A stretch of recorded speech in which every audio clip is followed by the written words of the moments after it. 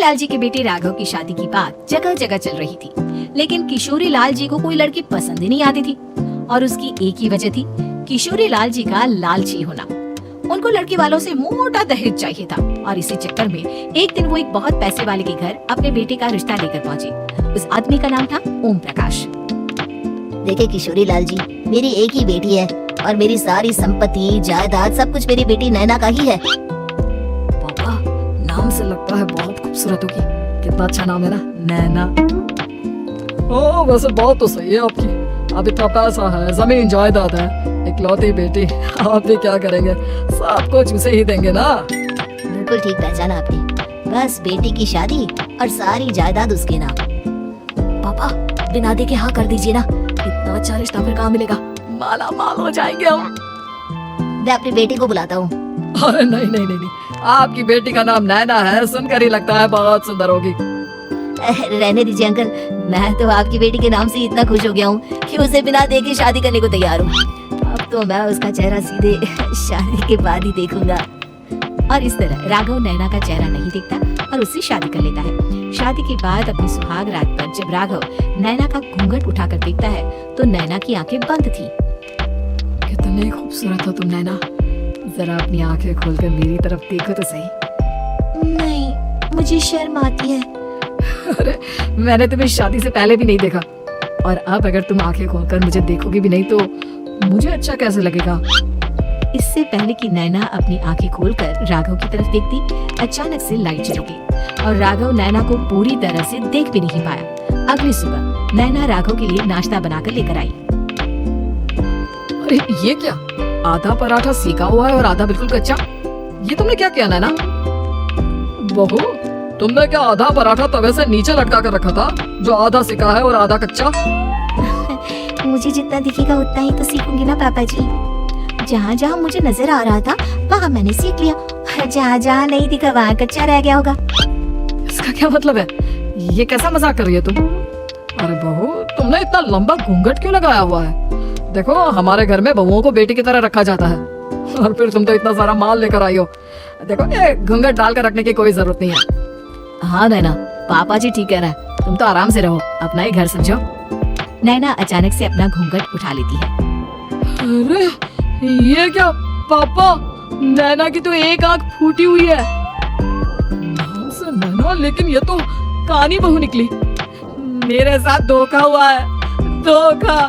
बिना दिखाए अपनी काली लड़की मेरे संग ब्याह दी। मुझे काली फिल्म नहीं चाहिए। मुझे अभी ओम प्रकाश जी से बात करनी पड़ेगी। आखिर उन्होंने मेरे साथ ऐसा किया क्यों?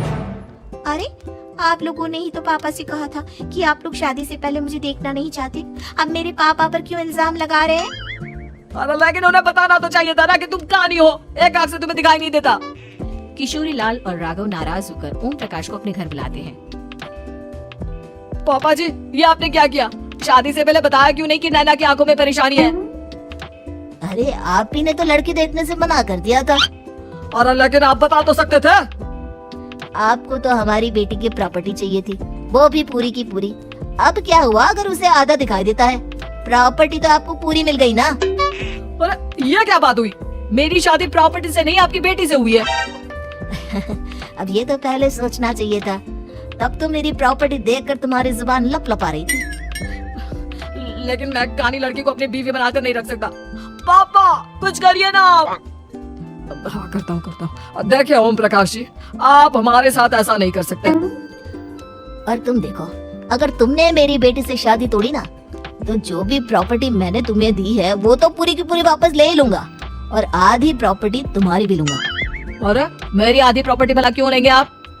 इसलिए क्योंकि मेरी बेटी को आधा नजर आता है और उसकी नजर अभी तक तुम्हारी आधी जायदाद पर ही पड़ी है। अब तुम उसे घर से निकालोगे तो कुछ तो लेकर जाएगी ना।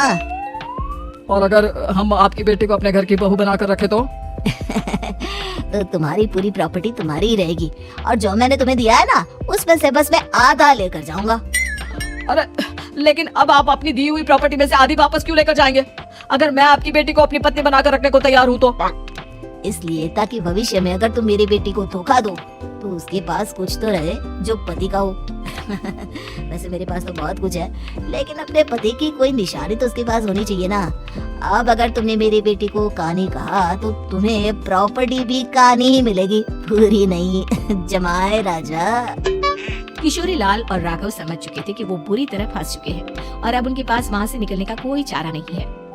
अब समझ में आया ना, लालच बुरी बला होती है। एक तो तुम्हें प्रॉपर्टी मिली, ऊपर से बीवी मिली, उसमें तुम्हें नखरे भी दिखाने हैं। आए बड़े, चुपचाप बैठो तुम।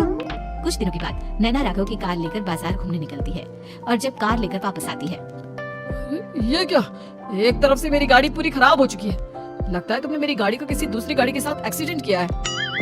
अरे कितना बड़ा नुकसान कर दिया तुमने बहू। वो क्या है ना पापा जी, मुझे एक आंख से दिखाई नहीं दे रहा था, सामने से गाड़ी आ रही थी। मुझे तो सिर्फ आधा ही दिखाई दिया और वो गाड़ी मेरी कार से रगड़ती हुई निकल गई। अब मैं क्या करूं बताओ? आप इसे ठीक कराने के पैसे कौन देगा, तुम्हारे पापा? तुमने मुझसे इस तरह से बात की? अभी रुको।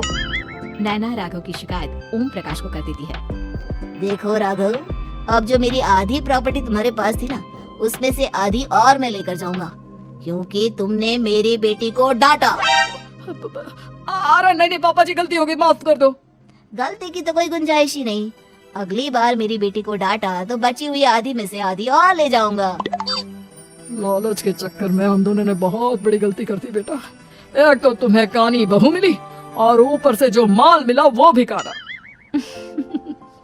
इस तरह राघव की हर एक गलती पर ओम प्रकाश उसकी प्रॉपर्टी का आधा आधा हिस्सा लेकर अपना सारा माल वापस ले गया और राघव को कानी बीवी से काम चलाना पड़ा। भाई लालच वाकई में बुरी बला है।